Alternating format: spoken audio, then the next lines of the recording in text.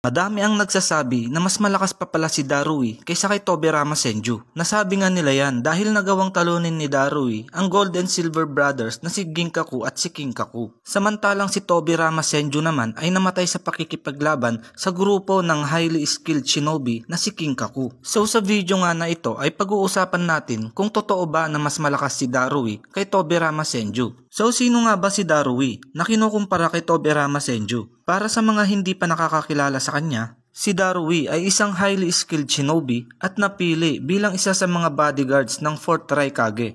At hindi lang yon, napili rin si Darui bilang maging kanang kamay ng 4th Raikage. Kaya kung iisiping mabuti, ay hindi basta-basta ang talento at kapangyarihang taglay ni Darui. Kilala rin siya bilang bihasa sa paggamit ng wind, water at lightning nature transformations. Kaya rin niyang gumamit ng lightning release para mapalakas niya ang kanyang mga weapons. Nung time naman na nagkaroon ng 4th Shinobi World War, ay siya ang napiling mamuno sa 1st Division ng Allied Shinobi Forces. At nung kasagsagan nga ng labanang ito, ang lakas at kapangyarihan ni Darui ang naging susi para matalo niya ang Gold and Silver Brothers na si Ginkaku at Kinkaku na gumagamit ng treasured tools ng Sage of the Six Paths. So dito na nga pumasok yung mga sabi-sabi ng karamihan na mas malakas daw pala si Darui kaysa kay Tobirama Senju. Pero bago yan ay pumunta naman tayo syempre kay Tobirama Senju. So syempre kung Naruto fan ka talaga ay kilalang kilala mo na si Tobirama Senju. Siya ay ang naging pangalawang Hokage sa Hidden of the Leaf Village o sa bayan ng Konoha. Kilala rin siya bilang creator at times. At si Tobirama Senju lang naman ang creator ng jutsu na favorite gamitin ng ating bida na si Naruto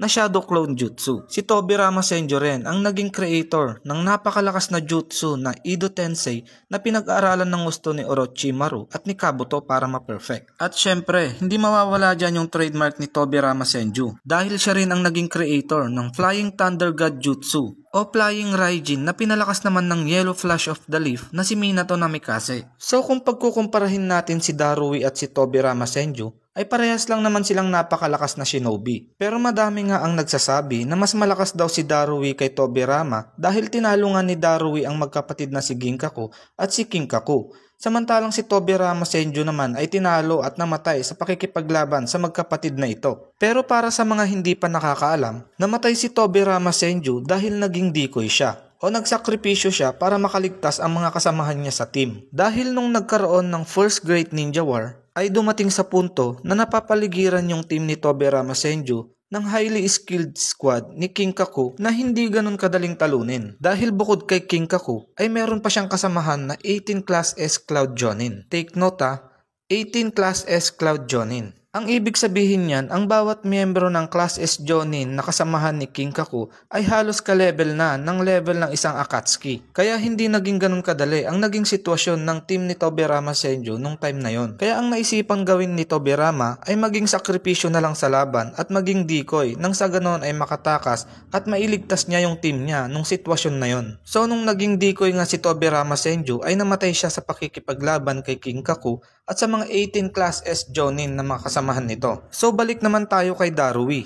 Oo, tinalo nga ni Darui ang Gold and Silver Brothers na si Ginkaku at si Kinkaku. Pero tandaan natin na nung kinalaban ni Darui yung magkapatid na ito ay kasagsagan ng 4th Great Shinobi World War. Ibig sabihin ay meron siyang mga nakasama sa pakikipaglaban na highly skilled shinobis nung nakipaglaban siya sa magkapatid na si Ginkaku at si Kinkaku. So ang ibig sabihin nito mga ka-anime ay hindi natin pwedeng sabihin na mas malakas si Darui dahil lang sa tinalo niya yung magkapatid na Gold and Silver Brothers na si Ginkaku at si Kinkaku. At hindi naman natin pwedeng sabihin na mas mahina si Tobirama Senju dahil namatay siya sa pakikipaglaban sa highly skilled squad ni Kinkaku. Sadyang magkaiba lang mga ka-anime yung naging sitwasyon ni Darui at ni Tobirama Senju nung kalabanin nila yung magkapatid na Gold and Silver Brothers na ito. Hindi rin natin pwedeng sabihin na mas malakas si Tobirama Senju dahil isa siyang Hokage dahil paglipas ng panahon ay naging 5th Raikage rin si Darui. So kayo mga ka-anime, anong masasabi nyo dito?